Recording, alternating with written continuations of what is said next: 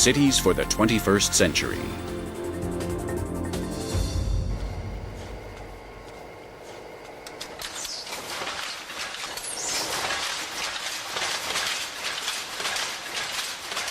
The loom weaves the thread, the warp is formed, and the fabric emerges. From at least the 13th century on, one city in northeastern Spain has dedicated its entire capacity and 8 centuries of specialization to the textile industry. It's no coincidence that when people speak of Terrassa's urban layout, they use a word entramado, whose origin can be traced back to early fabric making. Terrassa, the interwoven city.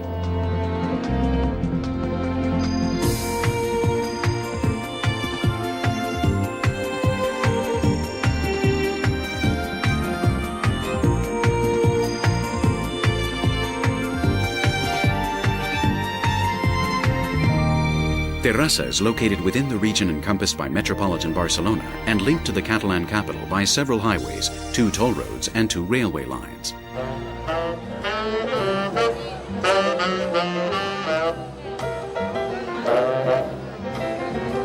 Terrassa's famous jazz festival draws music fans from all over the country and gives city residents a good excuse to take to the streets.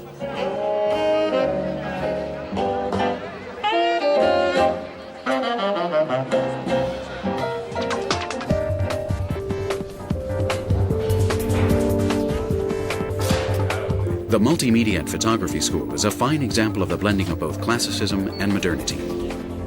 One part stems from the digital revolution, while the other emphasizes training in the more traditional arts.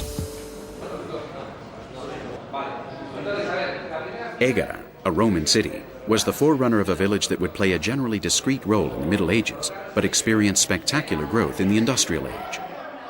Its development was curtailed by the textile crisis in the 1970s. However, the 1992 Olympic Games in Barcelona would prove to be a catalyst for unprecedented growth and rebuilding. Cities are like families. There is a deep link, the same foundation.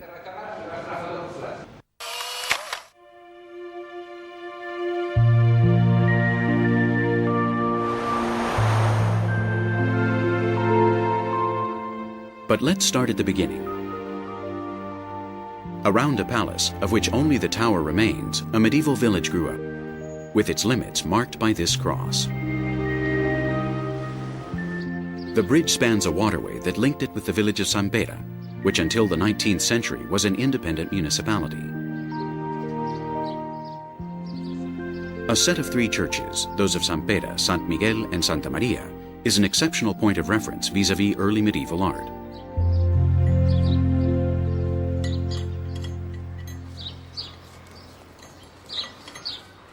Recent archaeological finds have inspired the questioning of certain historical aspects that were previously accepted as indelible truths.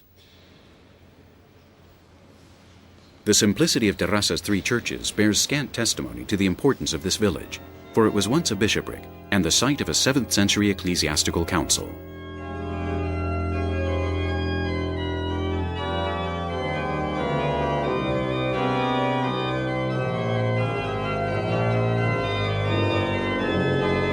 Inside the Church of Sant Pere, the Gothic reredo by Jaume Huguet is an expressive vignette relating significant aspects of the lives of Saint Abdon and Saint Sennen. Since most people were illiterate then, the paintings were conceived as narrative works. On a curious note, the leg is that of a black person.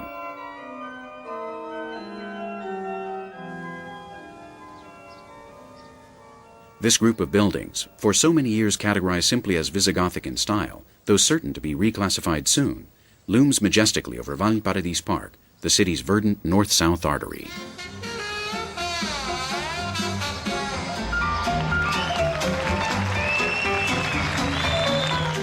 Valparadís Park was essentially a ravine that divided the town. Today it serves to unify a bustling city. Terrassa's well-known jazz festival includes an event known as Family Day. They call it Picnic Jazz.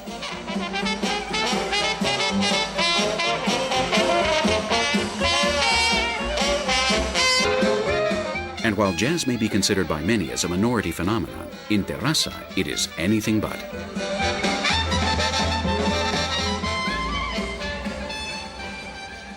overlooking Valparadís Park is the Castillo Cartuja, the site of the city's principal museum.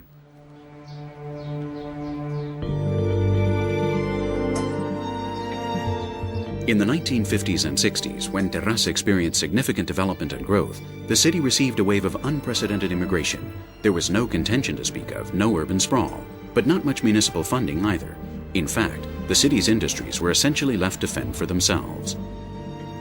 But the factories and warehouses managed to withstand the passage of time. The years elapsed and viewpoints changed.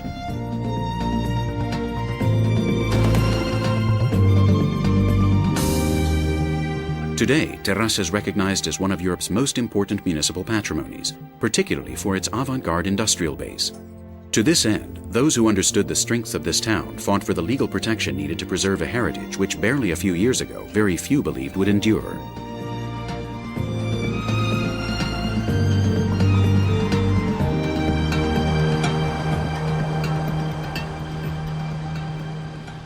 Many factories remained in the city center, and it is this that has characterized the unique development of downtown Terrassa. Some of the factories have been preserved, others rehabilitated for apartments.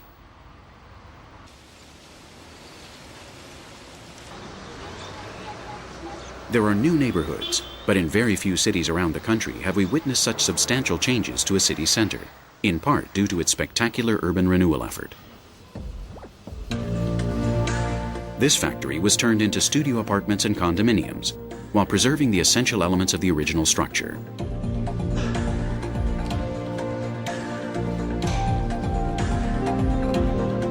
Inside what was once a metallurgical workshop, there are now offices. Practically without exception, the beauty of Terrassa contains a commitment to practicality. What was once the electric company is now a restaurant, a bustling hub of activity. But there's more. The pharmacy was once a pastry shop. The decoration evokes the charm of a bygone era.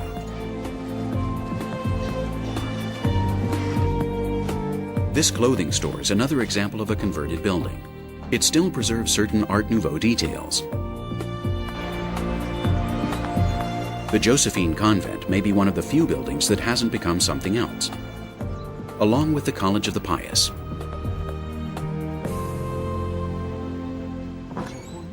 In this case, what was once private housing is now of public use.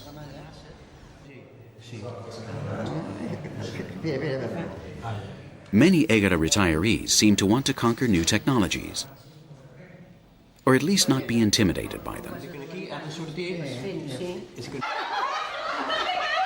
Laugh therapy, where we put aside our sense of the ridiculous, move hundreds of muscles, and rediscover an important part of ourselves.